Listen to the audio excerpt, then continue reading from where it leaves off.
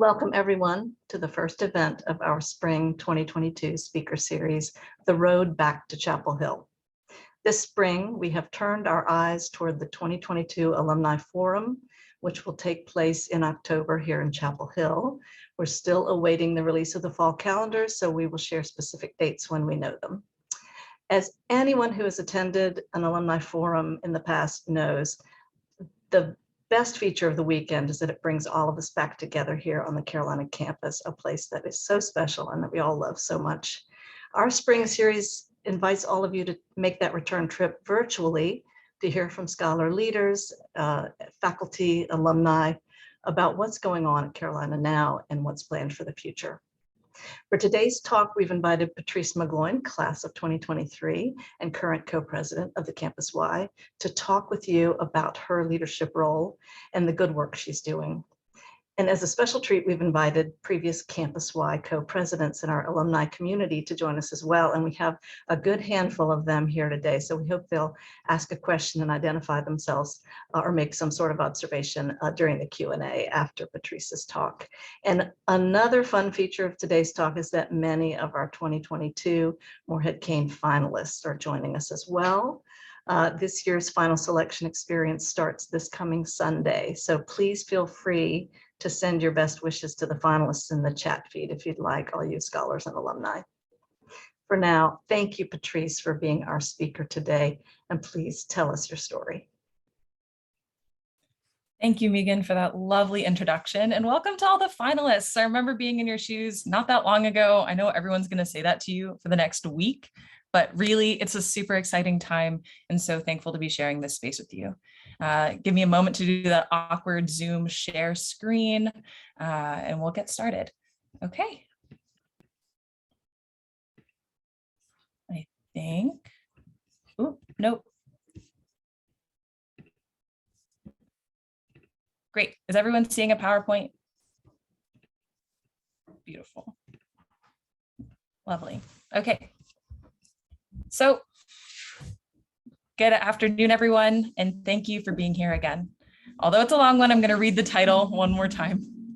Rebuilding from the Middle, Leading and Trying to Create Social Change During a Period of Upheaval. I'm no Latin scholar, but one of my favorite literary devices borrows from it. And for those of you who are Latin scholars, I'm sure there are some in this bunch, feel free to call me on this oversimplification in the comments. But my favorite literary device, in media res, the practice of beginning an epic or other narrative by plunging into a crucial situation that is part of a related chain of events.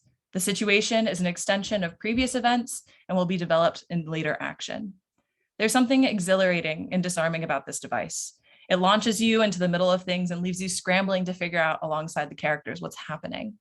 These past 2 years and the co-presidency specifically have felt a little bit like this. There's been crucial situation after crucial situation, all informed by the past, without full explanation, and with the hope that everything will become clear in the future. When I reference the middle, I'm alluding to this feeling. There's a minute distinction that I need to make here, though. Being in the middle is not the same as being in the center. In fact, I look forward to sharing how I've learned about stepping back and amplifying the work of others. Yet navigating the middle truly has been the most informative and challenging part of my time in this role. Before expanding on that specifically, let me take a step back. Although the Campuswide and the co-presidency has been a massive part of my life and the lives of others at UNC, shout out to all former and future co-presidents in this room right now. There's more of you than you think. It is a pretty peculiar institution, the Campuswide. For those of you who are unfamiliar, the Campuswide is not the YMCA. No, you're not the first person to ask, nor will you be the last. Instead, for the past 60 years, it has served as a space for students to pursue social justice through the work of 30 committees and staff-led programs. Each committee has its own mission and leadership structure, making it an organization that must constantly find ways to bring these autonomous bodies together and have them rely on each other. During its time, the Y has been a site of some of the most important movements for social change on this campus, including hosting one of the first integrated dances on campus, to supporting labor strikes, to working extensively to take down Silent Sam alongside other student activists. Yet, more than anything, the Y is a community of change makers. It is a community that remains the most special it's the community that remains the most special part of the Y to me and many of my peers. It's also the reason why I believe the Y first earned its title as the beating heart of Carolina. As co-president, I've had the honor of continuing this legacy and serving this institution. I've learned more about myself in the last year than I could have ever imagined, but these lessons have not always been easy. The co-president term starts in the middle of March, placing you slightly further than halfway through a new semester as you scramble to take on the wide scope of responsibilities and stakeholders you now answer to. The weeks preceding this transition are spent establishing a platform. It's an amazing time. You get to think about your goals, dream about what this space can be for yourself. Some of those goals that me and my co-president Montia Daniels established were making sure that anti-racist work was at the center of everything the Y was doing, especially as the first 2 Black women to hold this position.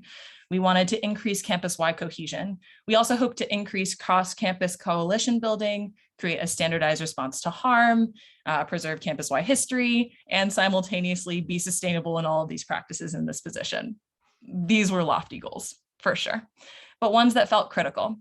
However, these goals were set in a vacuum. In reality, we were inheriting an organization that had many committees go inactive due to COVID-19. The Campus Y was still engaged in a process to find a new executive director that was originally slated for 6 months that stretched to 1.5 years. The global pandemic was still raging, many operations were online, and the beloved building that I'm actually sitting in today that houses the programming of the Campus Y had recently been vandalized in a way that had explicit anti-Semitic and racist overtones. We were stuck firmly in the middle of a series of crises, and all of a sudden the dreaming and goals, some of which were in reaction to these situations, seemed less important than simply keeping the organization going. Those first few weeks were humbling, to say the least. Sitting here, almost exactly 1 year later, I'm in awe of what we were able to achieve, but more so what I learned along the way. A quick survival guide to rebuilding from the middle. 1, learn quickly to be aware of the work happening around you and the best way to amplify it. Center in on events, groups, or movements that seem most in line with your vision. At the beginning of the co-presidency, it felt like all of our aspirations had to be paired with actions led exclusively by us or driven by us in most part. My fellow co-president Montia was much more apt at recognizing that amazing work was already happening around us and that our responsibility as leaders with a platform was to amplify and participate in it. One particular example comes to mind.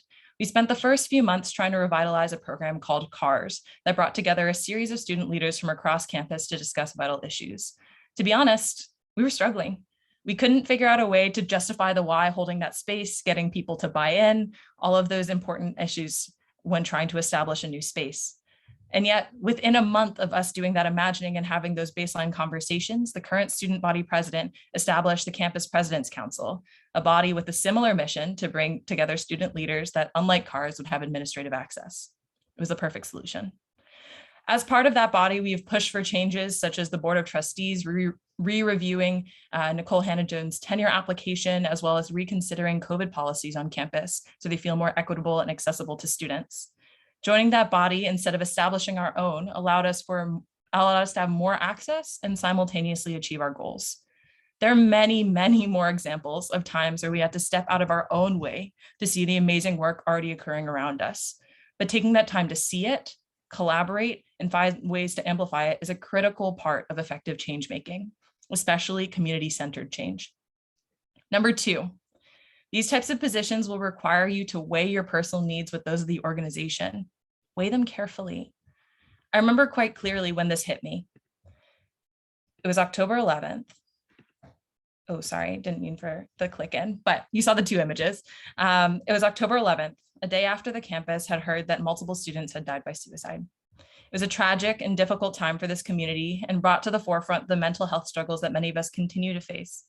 I was reeling from the news, but in that moment, I had a statement to write, resources to release for mental health, and a series of conversations around holding space for campus-wide students that needed to be had. On top of these barriers to processing and grieving alongside my community, we had a teach-in and action plan for the next day, University Day. For those who may be unfamiliar, University Day is a celebration each year of the laying of the cornerstone of Old East, the oldest building on campus. However, the day's celebrations do not reference in any capacity the use of enslaved labor on this campus.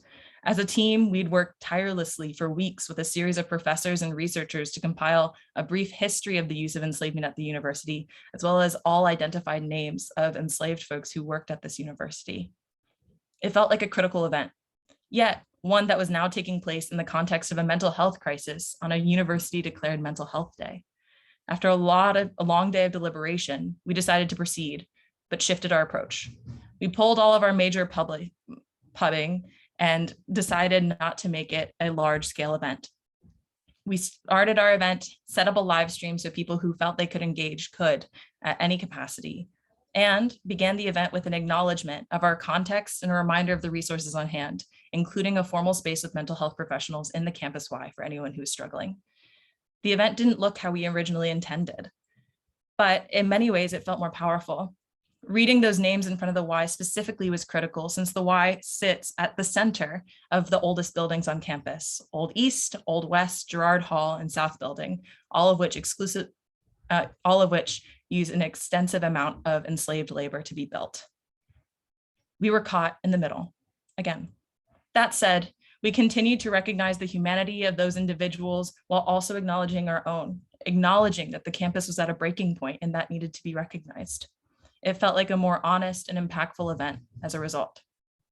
And if I'm being totally transparent, I spent the next 24 hours after that event and after sending out all of those extensive resources, processing with my friends and close people in my life, because sometimes you need that too. Number 3. If it will click through. Yes, number 3. There will be goals deferred. This one is particularly hard to accept, but it's a reality of doing change-based work, especially during this time. Specifically, our efforts to create reporting and support structures for students who had experienced a myriad of harm, especially in the context of the vandalism that happened right at the beginning of our tenure, fell short.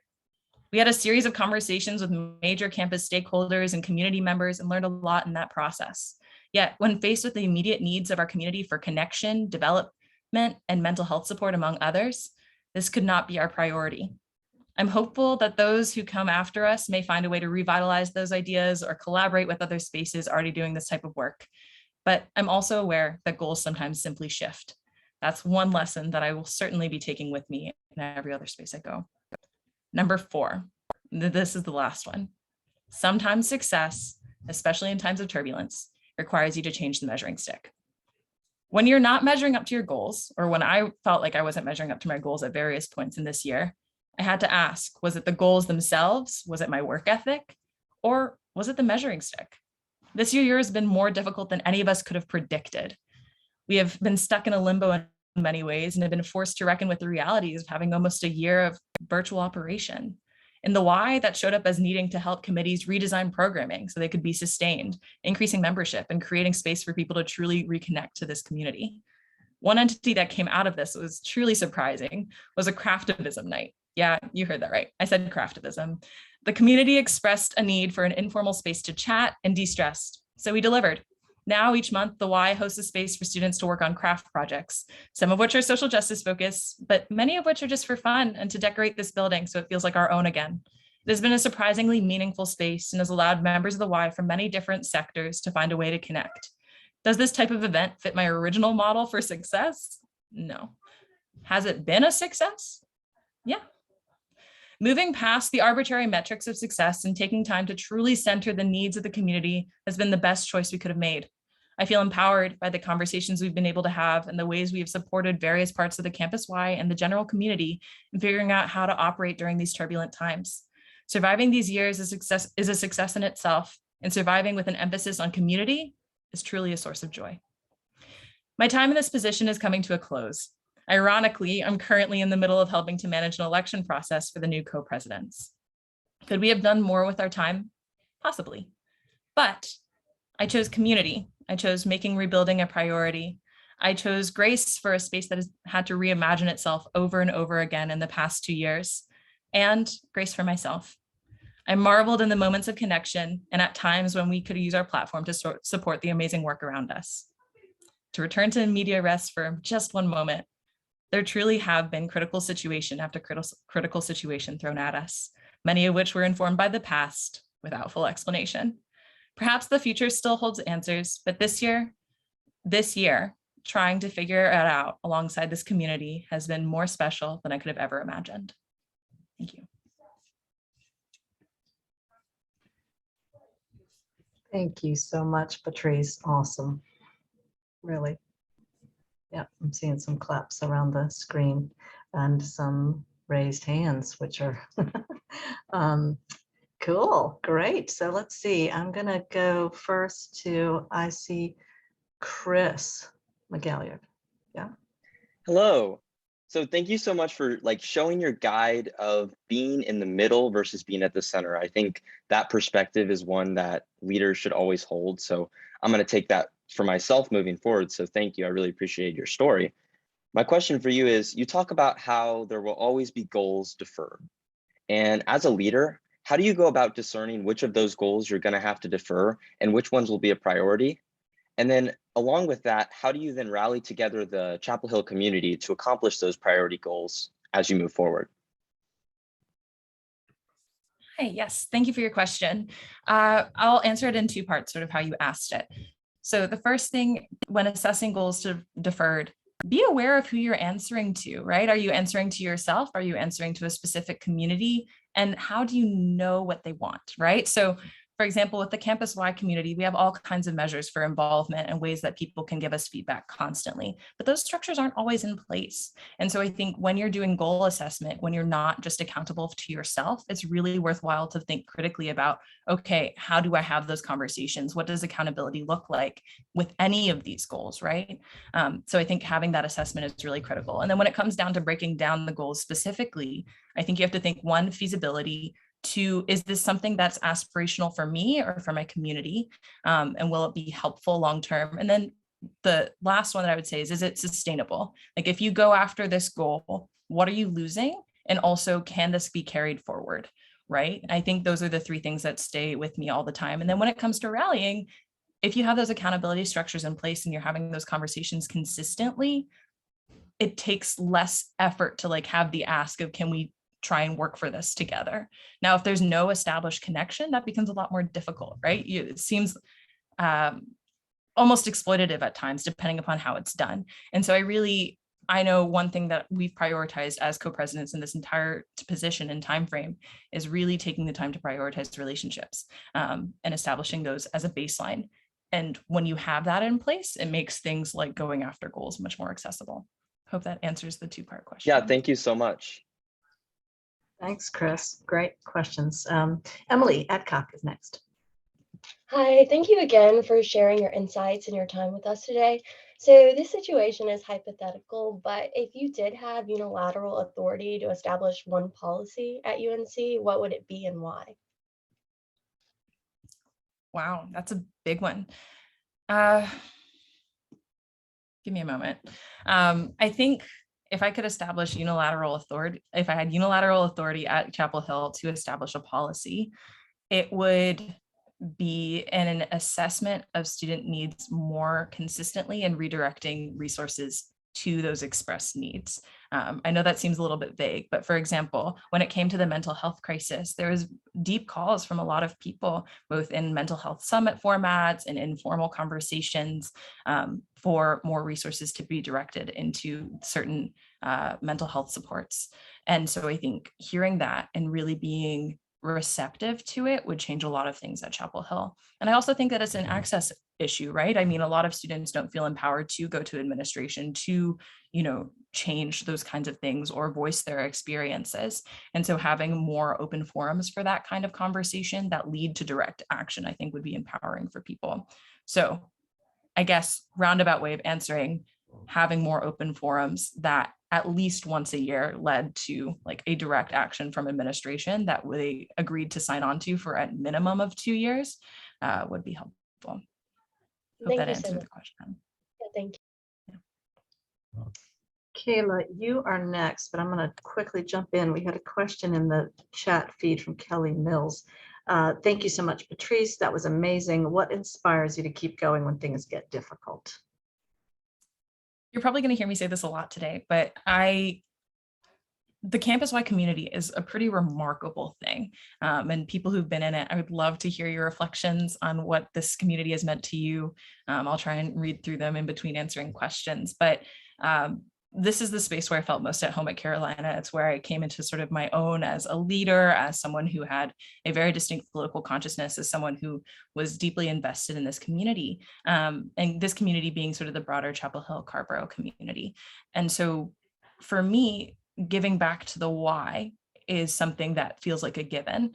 I really see this as a position of service and somewhere and return almost of this beautiful investment that they've placed in me. And those are pretty transactional words, but I really do mean it. Like, I don't think I could be the person I am today without this position, without this community specifically. And so in moments where things feel really difficult, I go back to, okay, how have they uplifted me?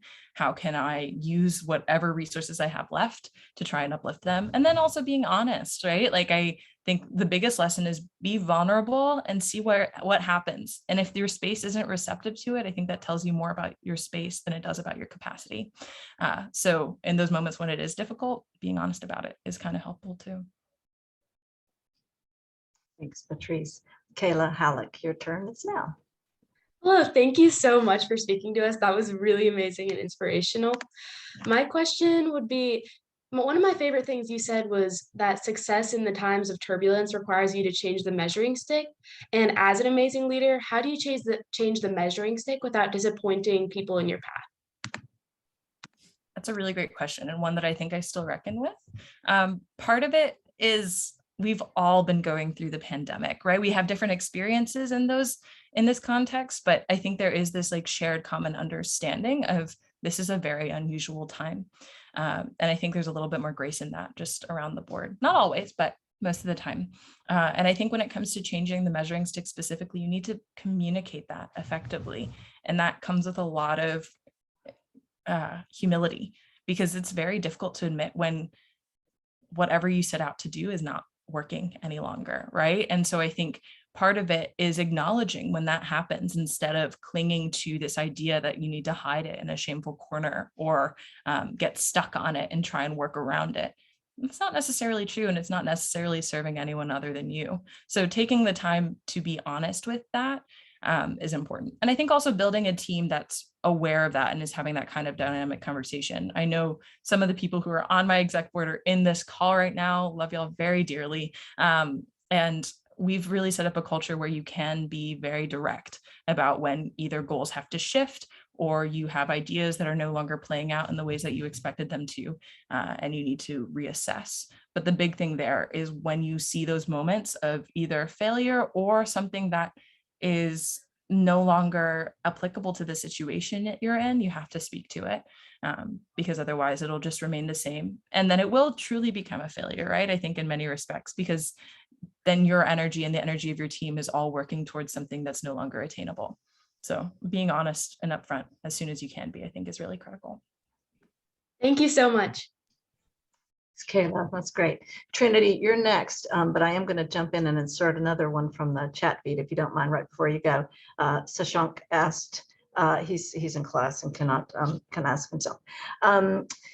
What was the one thing you wish you knew before you started working with the Y, being co-president? Okay, working with the Y as co-president specifically? There's a slash in there, so it's working with the Y / being co-president, so probably both. Yeah. Okay. Working with the Y in general, I wish I knew how much stuff is going on here. Like, I missed out on opportunities that are happening in this community just because I didn't know. For example, the Global Gap Year Fellowship, which I think some of you may have participated in, is a really, really incredible thing. If you're a finalist and you end up coming to Carolina and want to take some time off, I would take a peek at that. They fund you for a year to do global service in a very supportive, equity-focused environment. And I know I really could have benefited from that. So I wish I knew a little bit more about the structure of the Y and everything that was happening here beforehand. Now with the co-presidency specifically, I would say that time moves faster than you think it does, but that doesn't mean that the days will get any shorter.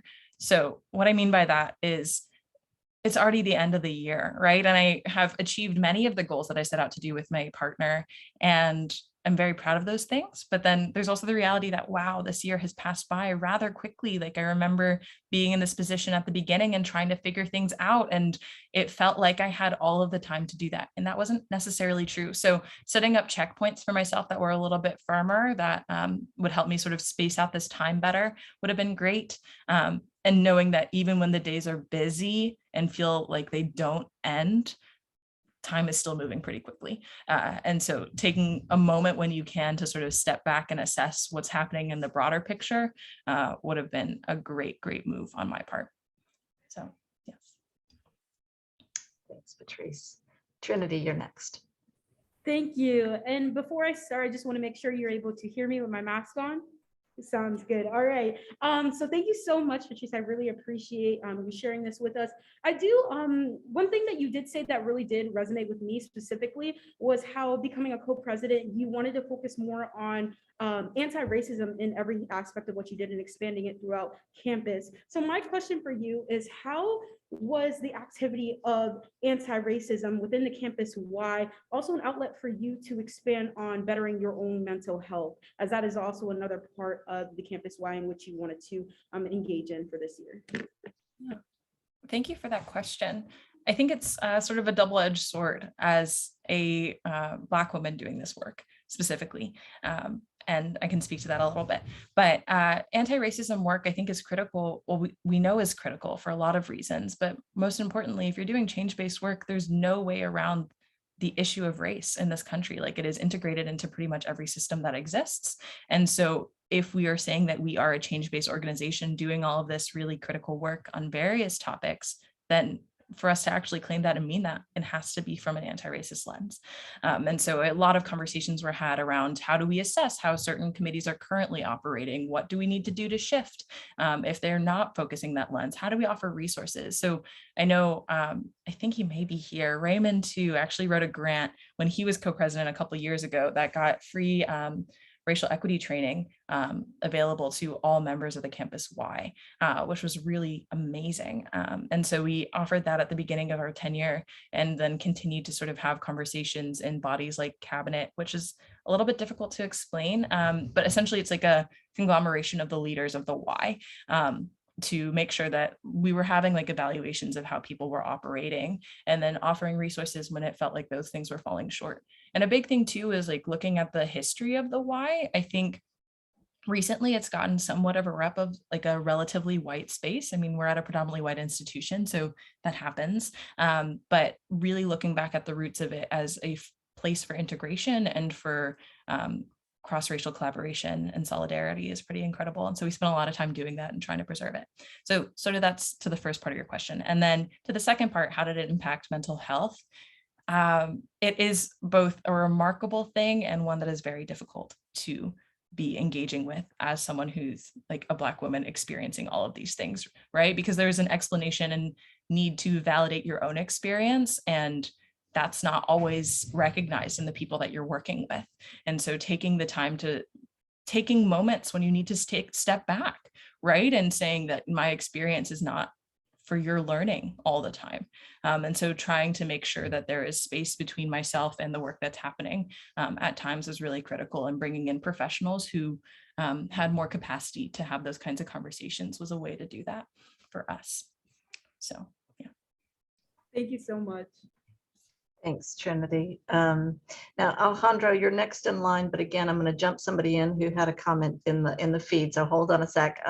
Rudy Colorado Mansfeld is an alum and one of our previous co-presidents, so I'm going to call on him next to ask the question that he posed in the chat feed. Thanks, Rudy.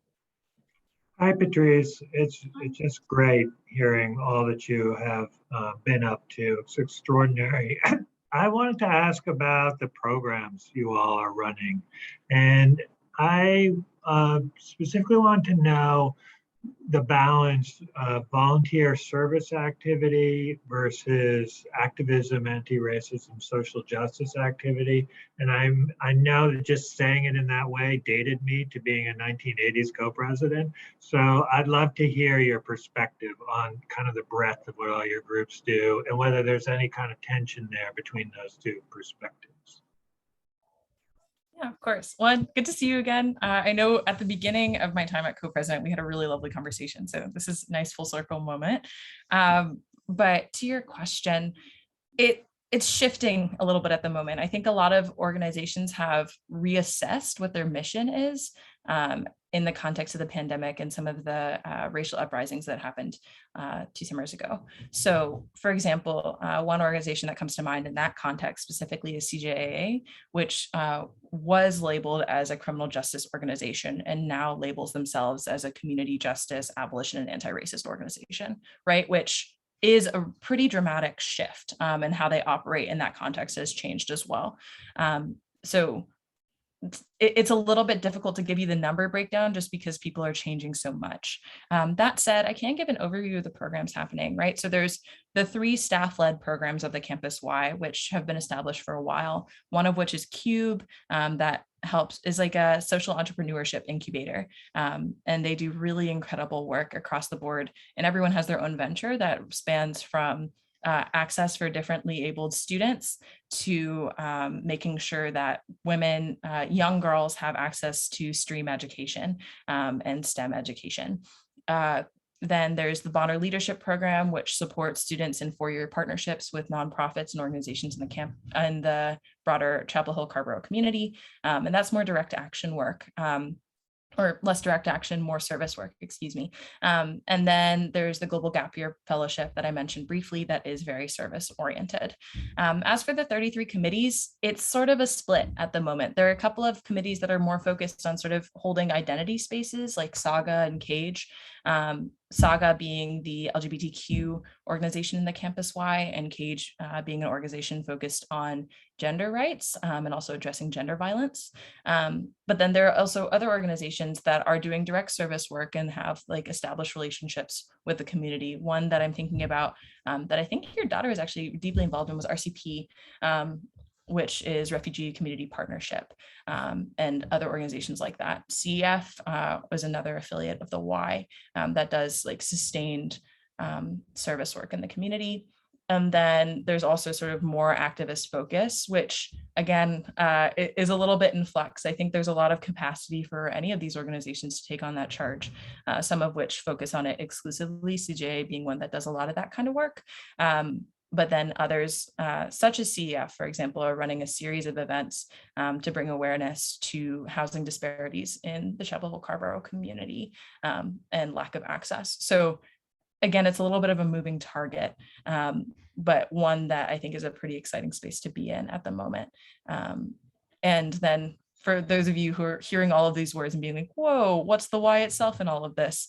It's a great question. The Y sort of houses all of this work in its entirety, and it acts as a support for a lot of it. We do our own organizing, we do our own community engagement on top of all the work that the committees and staff programs are doing. So it's a lot of moving parts. Sorry for the ramble on that question a bit, but I hope it got to a couple of the things you're thinking about. Thanks, Rudy. And thanks, Patrice. Alejandro, you're up. Hi, Patrice. I just want to start off by saying thank you once again for providing anecdotes that we could actually understand to understand the points that you were making. One thing that stood out to me was that I know that Campus Y is very sustainably oriented. So my question is, does having this idea of sustainability ever hinder any progress you might want to have with new programs? And if so, like, how do you balance it? That's a great question. Thank you for asking it. I think sustainability is really critical to prevent things like burnout and making sure that students feel engaged and like they can continue to engage, which I think is really helpful in pursuing new programs and pursuing new spaces, really being innovative in that respect. But on the flip side, there is just a lot going on here. And I think specifically in the context of the pandemic and trying to regain footing, that a lot of people are experiencing here. There is a struggle, right, to figure out when do you shift from rebuilding and sort of returning to previous ideas to pursuing new ones. And I think it's simultaneous, right? And very much capacity, like individual capacity oriented. So taking time to work with committees, for example, and seeing, okay, do you have regular membership? Do you feel like you're having great engagement right now? Do you need any support from us to pursue new ideas or to just get to a baseline, right? Has been really, really critical. And so I think it really has to be personalized in that respect. And when it comes to sustainability, it's not just in sort of the work that you're doing, but also the relationships you hold, right? So sometimes you have to spend the extra time reinvesting in community relationships that have gone dormant after a year so that you can go forward and do some exciting work together in the future. So it's sort of taking that time to walk the line. So there's no easy answer, really. I think if you have goals that are pretty established for what you hope to happen and also are prioritizing sustainability, you're going to walk that line regardless. I think it's when one of those two falls short, that's when you struggle to keep people engaged and keep people in a space where they feel valued. Thank you. Great question. Carly, again, you're next, but I'm going to jump and sort of go back and forth between folks who've asked questions in the chat. Andrea, are you able to unmute and ask your question? She's one of our co-presidents of the Campuswide from the past. Are you able to do that, or shall I read your Yes, I question? can. Megan, Wonderful. thank you. Yay, great to see you. So great to see all of you. I have to say, I'm so incredibly impressed that there are so many people on this call, and I see all the hands in front of me. So thank you for letting me bump up. But I'm also just super impressed that people are so engaged. So it's really, really wonderful. Thank you for the special invitation for those of us from the ancient past to, listen in and be part of this. I guess in the chat, I put my question, but just to say it's maybe a bit more of a comment than a question. What really struck me was this idea that your 4 points, Patrice, and thank you for all your lessons learned there, are, for me, it was summarized in basically context change. And if you want real change, you have to be contextual. Full disclosure, that theme comes up in my professional work all the time, where it's really important to be aware of the context in which you're trying to make the change. And just because I have the floor, I'm just going to add a very little footnote. So this is really like 40 years ago. The context that we had at the time, the really hot spot that was anti-racism for us back then, was an organization that we created that was called SWAD. Megan, I don't know if you remember, or Rudy, that it was relatively short-lived. It was probably not the best name to choose, but it was Sorority Women Against Discrimination. I doubt that any of you have heard about this, but that was our hotspot way back then. And of course, anti-racism work never ends. So thank you. So just, context change, real change is context. Would love to hear your thoughts. Thank you.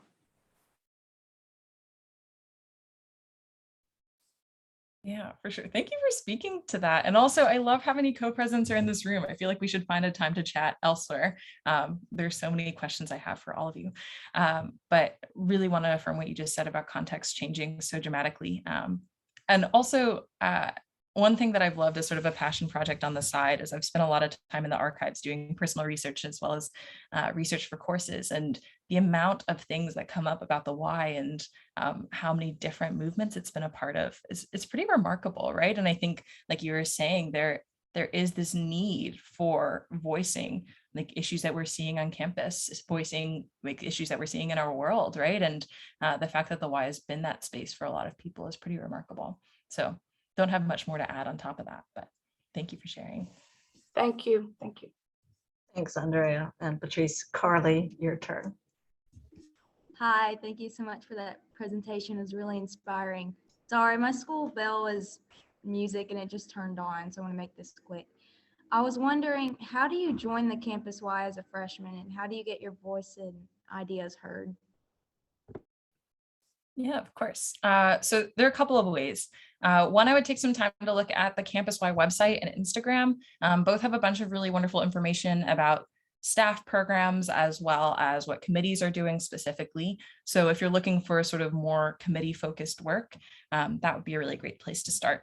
And then as for actually joining, anyone can be a member of the Y. I think that's a really big thing, and it doesn't matter what your level of involvement is.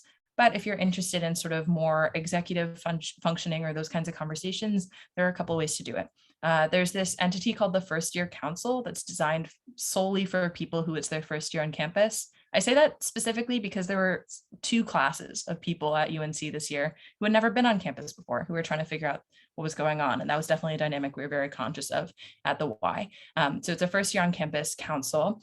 And they do work around understanding the context that they're operating in Orange County, and meeting with community organizers and developing their own like understandings of anti-racism and community focused change.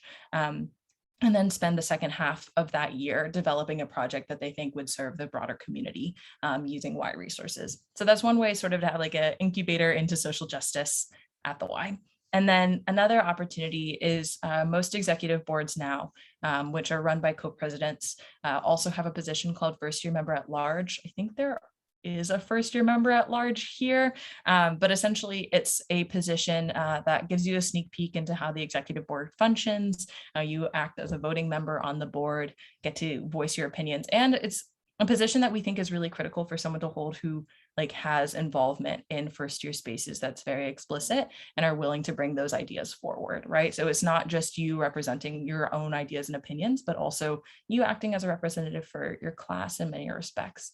And so that position tends to be filled a little bit later in the fall semester, just so we know that people have sort of assessed their own capacity as well as made those kind of connections so that when they come into the executive board space, they can offer up those insights. So those are a couple of highlights. Happy to drop information in the chat as well after. Thank you. Thanks, Carly. Great. Now, Flavia, I'm going to do the same thing to you. I'm going to jump ahead of you just a little bit here. It's just too tempting. We have a few other Campuswide co-presidents, and here's what I'm going to do. I'm going to put you on the spot. If I call your name, will you just chime in and just say your name, class year, and where you're calling in from? David Brown. Thanks, Megan. And I'm going to take advantage of you asking a question I was about to type in. Oh, Patrice, I can't stop smiling for the last half hour. So may I ask you a question, which is, in terms of your working with the university administration, could you talk a little bit more about challenge and how far you can ramp that up versus working with the administration when things are particularly difficult? And with full disclosure, as Campus Y, I think we had an invasion of South Building and demonstrations in the pit over a Campus Y issue nearly 38 years ago. But I'd love to hear your thoughts. Thank you. I just have to laugh because it's interesting how that remains part of this dynamic. The Campus Y serves as a really interesting counterbalance to South Building, which, as you know, is right next door. And at the beginning of our tenure, I think there was more regular communication with people like the chancellor and other administrators, and we sort of did the rounds of, oh, hi, we're the new co-presidents, here are our things. Rapidly realized that some of the agenda items that were very much prominent for the administration were being pushed onto us in some capacity, and recognizing that that's not what we wanted to happen. And so trying to walk that line of, okay, we have this access. Is it worth sort of having to compromise some of the positions or adopt some of the positions that they were putting forward? The answer for us was pretty much no, right? And so since then, we've spent a lot of time assessing, okay, how do we call the administration out on what they're doing? I think a lot of those call outs have been in the context of like cross-campus coalitions, just because it seems like you add more leverage. So what I mentioned with the sort of Campus President's Council has been really critical. And just because you mentioned sitting in on South Building, I have to mention that during one of those meetings that we were having about COVID policies, I think 4 administrators were invited, none of which showed up, and they pulled their attendance day of. And so it was a huge debate and moment for us to sort of see, okay, what does accountability look like in this context? And is it still worthwhile to voice your opinions and try and push for change? And the answer to that for us was also yes. So I hope that speaks to your question a little bit. The dynamic is still something that we try and figure out quite regularly. Thank you. Thanks, David. And quickly, just sorry, Flavia, I'm going to continue to go through the list real quick. You heard from Andrea. You also heard from Rudy, and then Raymond too, who was mentioned earlier. Raymond, can you chime in? Hi, my name's Raymond. I am from the class of 2021, graduated last year. Currently at McGill University doing my master's here. And don't want to take up too much time because I know y'all have a lot of questions, but just wanted to say, like, Patrice, I'm so proud of you. I remember Kip and I choosing you for FMAL during our co-presidency, and it's so amazing to see you blossom and bloom into the person you are today and continue being excited seeing your future. Thank you, Raymond. We miss you here on campus. And Cora Wendt is with us as well. Cora, where are you calling in from? Hello, I'm Cora. I was co-pres 2013 to 2014 and also a case of an FMAL turned co-pres. I'm currently on Caltech's campus about to finish up my PhD in physics here. And just want to say, Patrice, that was an incredible presentation.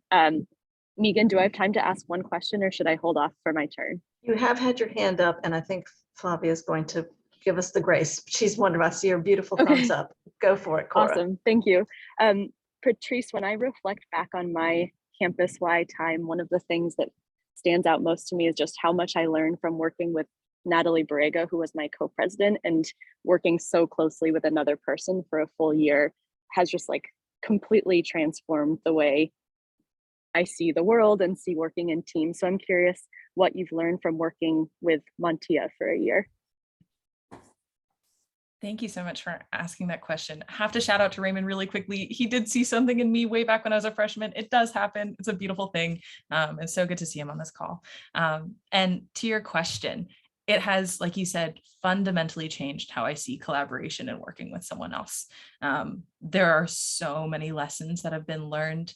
I think one really big one is that your weaknesses and strengths will be on a display in a way that you might not even know for yourself, right? I thought that I had a pretty strong assessment of where I needed to grow and also where I could sort of step forward. And I was kind of wrong, right? I knew what was happening and I still sort of kind of get where it is, but I've learned so much more about small things that I don't do well that she does, right? So for example, holding space and silence in meetings is one really big thing of idea generation and having communication that's effective, especially when you're doing something like change-based work. So it's a bunch of those small things that add up pretty rapidly. And I think too, having someone to rely on the days where I think I may have frozen. No, you're okay. You're fine. Oh, okay, great. Sorry, it looks a little bit frozen on my screen, but having someone to rely on one of the days when it gets hard and when it feels like you don't quite know what's happening is really critical, and sort of relinquishing that control in those moments has been super, super helpful, and definitely a learning experience for me. Awesome, thank you so much. Thanks, Cora, great question, and thanks, Patrice. The ever patient Flavia, it is now your turn. Hello, thank you so much for having this presentation. Patrice, I truly love the way you structured the presentation, and the wisdom you shared was genuinely invaluable and beyond your years, so thank you for that. You spoke about restructuring the program of your 33 committees at the Y to be more active and sustainable, and this year has truly taught me how difficult it can be to retain participation in clubs and organizations in a virtual setting. So I was wondering if you were willing to share some policies and changes that you have adopted this year and some that you are planning to adopt. And I hope you heard me. I'm so sorry, my other class just started. No, you're totally fine. I was able to hear you quite well. So thank you for asking the question and for your patience. Like Megan already mentioned, I've got to be honest, like it has been a very difficult part of this year. And I'm sure a lot of you are feeling that if you're leaders in any capacity right now. People are burnt out. People are struggling with rearranging where their priorities, or I won't say struggling, but people are rearranging where their priorities may lie. And your club or organization might not be at the top of the list anymore. That's a really difficult reality to face. I think one thing that's been super helpful here is having sort of broader community events, right? People might not be able to show up for the full commitment that they used to show up for, but they still want to see people. They still want involvement in this community and with these ideas. And it's worth offering that space. It's sort of like a give a mouse a cookie mentality, right? Of like, okay, we're going to open this space and we're not going to expect a lot from you. And we really love you to just be here with us. And then maybe, just maybe, we could do this thing together afterwards. And I know it's a long process and one that you have to be pretty patient with, but it's worthwhile. And you also get to have some pretty amazing conversations in the meantime. And so there's that. And then there's also the reality that's very hard to face of like, some of this will never go back, right? Some of the committees that used to work in the Y won't operate in the ways that they used to ever again. And that's been something that's been really difficult to reckon with throughout this entire term. But there is the hope of like people finding these spaces still exhilarating and someone else picking up the mantle. For example, there was a committee called Project Literacy that had been dormant for a little while that someone saw on the website, thought was amazing, and is now like currently reapplying to become a committee of the Y in a totally new way, shape, and form. People pick these ideas up because they matter, right? These spaces matter. And so there may be moments where it lapses, but that doesn't mean it's done forever. So I'd say be patient. Know that you have good people behind you and hold on to them. And sometimes you have to take it slow for it to keep working. Thank you, Patrice. And it warms my heart that literacy is something that people like are really passionate about in college too. Thank you. Thanks for your great question. And yes, for your patience. Again, we really appreciate it. Kayla, I'm going to do the same thing to you. I'm sorry, I'm just trying to bounce back and forth between chat. So hang on, you're up next. But Ajir asked, thank you so much, Patrice. It is inspiring. I would ask what motivated you to run for the presidency? Absolutely. I think I spoke a little bit to it during the presentation, or maybe earlier during the Q&A, but this community has been the most formative part of my time at UNC. And that was before the co-presidency, right? I mean, people that I'm shouting out on this call, I'm not doing so randomly. I have these really wonderful established connections with them. And UNC is quite big, and I didn't go to a large high school. And so trying to find a spot where you feel seen and heard and also challenged to think a little bit more critically was really important to me. And the why was that space, is that space. And so I just wanted to be more and more involved, right? I like served on exec as an FML with Raymond, as he mentioned, and then moved on and did work as a co-chair for a while doing criminal legal work, and then came back into this executive role as a co-president. And so the why has been this through line, this really massive one during my time at Carolina. And so when it came time to sort of consider would I like to take on this position or like try and go after this position, it almost seemed like a no-brainer, right? I mean, obviously not quite, because there's a lot of responsibilities and you're going to have to hold up to a lot of things, and you have more bureaucratic focuses here that you might not have if you're in a more community-centered or community-facing position.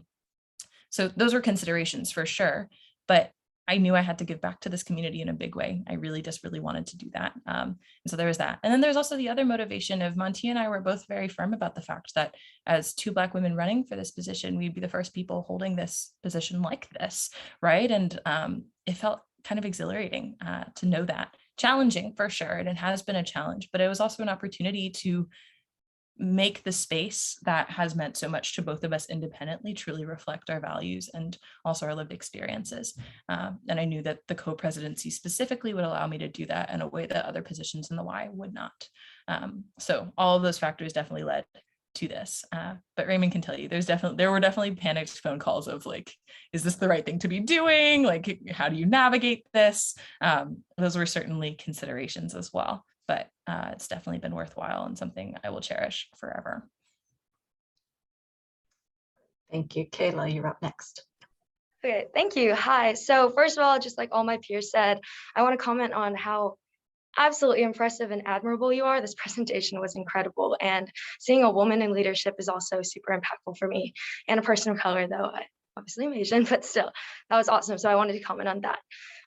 To get to my question, personally, I'm also pretty passionate about social injustice, and there are obviously a lot of social issues plaguing our society today. And so being in leadership at Campuswide, I want to ask, how do you compartmentalize? How do you prioritize? Like, there's so many issues I personally would want to touch on and create groups for and such. So how do you figure out what to put first, what resources to put where, who to put on what, et cetera, et cetera? Yeah, thanks for that question. Not to quote myself, but to kind of quote myself. Survival guide tip number 1, make sure to learn from what people are doing around you, right? And like really assess it. I think there are so many social justice issues happening. There are so many things that we need to address. There are probably people already addressing them in more community focused, sustained ways than if you tried to initiate it yourself. Again, difficult to manage and know because you have all these ideas, right? And you want to go after it. But it's worthwhile to take a step back and look at what it means if you see the established places. Do they seem to be doing good work? How do you amplify that work and plug into it? Because that can, 1, expand the scope of your work, and 2, make sure that it's sustainable, right? In a way that if you're trying to establish how to solve everything going on in the world at once, it's not going to happen. I keep saying his name, and I'm sorry, Raymond, for this, but I remember he gave a talk, I think it was my sophomore year at Fall Banquet, where he quite blatantly said, "You are not going to save the world." And it was a sobering message, and one that he delivered much more extensively than I can at this moment. But the one thing I would tack onto that is you're not going to save the world alone. Is it possible to do coalition building and really look at the resources in front of you and invest in them? Yes, you should. Absolutely. Know what is invigorating to you. Know what you think matters and things that you need to change, and go after those things, but also recognize there are people doing it, right, too. And so sometimes it's worth taking the step back and collaborating there instead of trying to create a new initiative. So it can be a slow process and one that involves a lot of time to assess, but it's worth doing. So I'd say that, but also don't give up on your dreams, right? Like, still go after the things that are exciting for you, but maybe make sure that there are other people, maybe make sure that you do your homework first before you start a new organization. That's all I'd say. Thank you so much for that answer. Your advice is amazing. Thank you, Kayla, for that. And it is hard to believe, but we are at our time. This has been so fantastic. Kayla, I mean, it's Patrice, your talk was wonderful. It gave our community a chance to come together, all parts of our community, from finalists to alumni and in between. So thank you for that so much.